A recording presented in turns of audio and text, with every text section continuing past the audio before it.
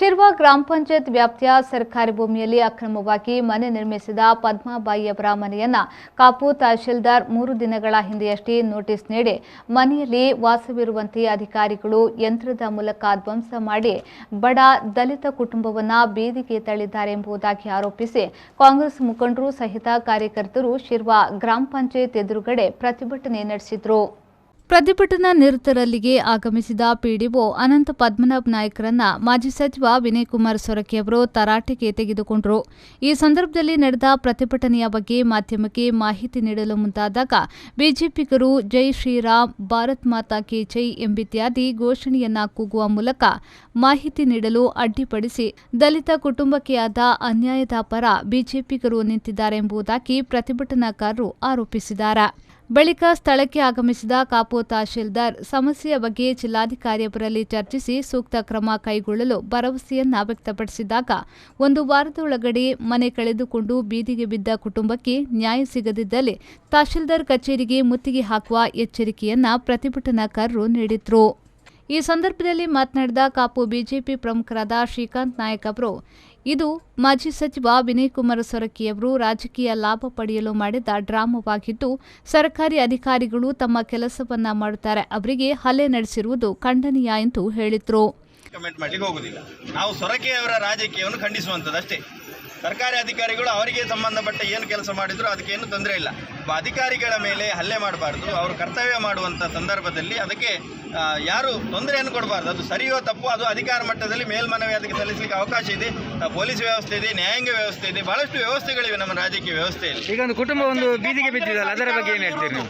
ಕುಟುಂಬ ಒಂದು ಬೀದಿಗೆ ಬಿದ್ದಿದ್ದಲ್ಲ, ನಾವು ಅದರ ಬಗ್ಗೆ ಯಾವುದೇ ಕಮೆಂಟ್ ಮಾಡುದು. ನಾವು ಹೇಳಿದಲ್ಲ, ನಮಗೆ ಅದರ ಬಗ್ಗೆ ನಾವು ವಿಚಾರವನ್ನು ನಿಮ್ಮ ಶಾಸಕರ ಗಮನಕ್ಕೆ ತಂದಿದ್ದೇವೆ. ಶಾಸಕರ ಗಮನಕ್ಕೆ ತಂದಿದ್ದೇವೆ. ಶಾಸಕರು ಪಡುವಿದೆಯಲ್ಲಿ ಒಂದು ಕಾರ್ಯಕ್ರಮದಲ್ಲಿ ಇದ್ದೇನೆ ಹೇಳಿದ್ರು, ಬಂದು ಭೇಟಿ ಆಗ್ತೇನೆ ಅಂತ ಹೇಳಿದ್ದಾರೆ, ಅಧಿಕಾರಿಗಳು ಮಾತಾಡ್ತೇನೆ ಅಂತ ಹೇಳಿದ್ದಾರೆ.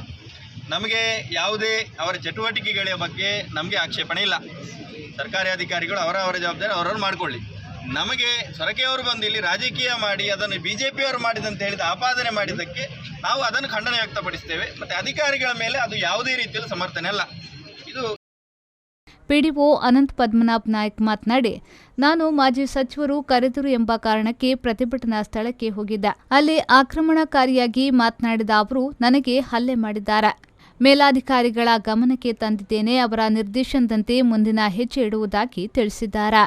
ಗೊತ್ತಿದೆ, ನಾನು ಅವ್ರು ಇನ್ನೊಬ್ರು ನಮಗೆ ಕ್ವಶನ್ ಮಾಡ್ತಿದ್ರು, ನಾನು ಅವ್ರಿಗೆ ಕ್ವಶನ್ ಮಾಡಿದೆ. ಕ್ವಶನ್ ಮಾಡುವಾಗ ಇವ್ರು ನಮಗೆ ಪುಷ್ ಮಾಡಿದ್ರು. ಸರ್, ಮಾಜಿ ಸಚಿವರ ಬಟ್ಟೆ ಹರಿಯೋದನ್ನು ಗಲ್ಲೆ ಆಗಿದೆ ಅಂತ ಹೇಳಿದೆ. ಇಲ್ಲ, ನಾವು ಅಂಥ ಕೆಲಸ ನಾವು ಮಾಡೋದಿಲ್ಲ. ಯಾಕಂದರೆ ಅವ್ರ ಮೇಲೆ ನಮ್ಗೆ ಗೌರವ ಇದೆ. ನಾವು ಯಾವತ್ತೂ ಬಟ್ಟೆ ಹರಿಯುವಂಥದ್ದು ಕೆಲಸ ನಾವು ಮಾಡ್ಲಿಕ್ಕೆ ಬರೋದಿಲ್ಲ. ಯಾಕಂದ್ರೆ ನಾನೊಂದು ಮಿಲಿಟರಿಯಲ್ಲಿ ಇದ್ದು ನಮ್ಗೊಂದು ಶಿಸ್ತಿದೆ. ಆ ಶಿಸ್ತಿನ ಪ್ರಕಾರ ನಾವು ಇರಬೇಕಲ್ಲ. ಅಚಾತುರ್ಯದಿಂದ ನಿಮ್ಮನ್ನು ಪುಷ್ ಮಾಡಿದ್ರೆ ಅಥವಾ ಬೇಕಂದ್ರೆ ಪುಷ್ ಮಾಡಿ? ಇಲ್ಲ, ಅವರು ಬೇಕಂತ ಪುಷ್ ಮಾಡಿದ್ದಾರೆ, ಅಚಾತುರ್ಯದಿಂದ ಮಾಡಿಲ್ಲ. ಆದರೂ ಕೂಡ ನಾವು ಏನು ಹೇಳಲಿಕ್ಕಾಗಿಲ್ಲ. ಮತ್ತೆ ಇದು ಬಂದಿದೆ. ಇಲ್ಲ, ನಾವು ಮಾಡಿಲ್ಲ, ನಾವು ಮಾಡೋದು ಕೂಡ ಇಲ್ಲ. ನಿಮ್ಮ ಮೇಲೆ ಉದ್ದೇಶಪೂರ್ವಕವಾಗಿ ಹಲ್ಲೆ ಮಾಡೋ ಉದ್ದೇಶದಿಂದ ಪುಷ್ ಮಾಡಿದ್ದಾರೆ. ಹೌದು, ಅವ್ರು ನಮಗೆ ಪುಷ್ ಮಾಡಿದ್ದಾರೆ, ಉದ್ದೇಶಪೂರ್ವಕ ಪುಷ್ ಮಾಡಿದ್ದಾರೆ. ಯಾಕಂದ್ರೆ ಅವ್ರಿಗೆ ಅಂದ್ರೆ ಜನ ಸೇರಿದ್ದಾರೆ, ಜನರ ಮಧ್ಯದಲ್ಲಿ ಇವ್ರನ್ನ ಪುಷ್ ಮಾಡಿದ್ರೆ ಇವ್ರನ್ನ ಜನರೆಲ್ಲ ಸೇರಿ ಹೊಡಿಬಹುದು ಅಂತ ಅವರ ಮನಸ್ಸಲ್ಲಿ ಇರ್ಬೋದು. ಆ ರೀತಿ ಪುಷ್ ಮಾಡಿದ್ದಾರೆ. ಆದರೆ ತಪ್ಪು.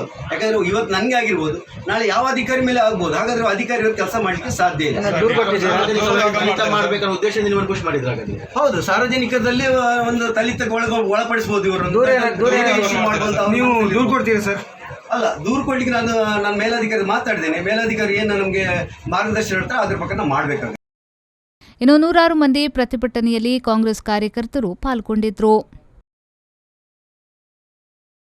ಸುರೇಶ್ ಶರ್ಮಾಳ್, ವಿ4 ನ್ಯೂಸ್, ಪಡುಬಿದ್ರೆ.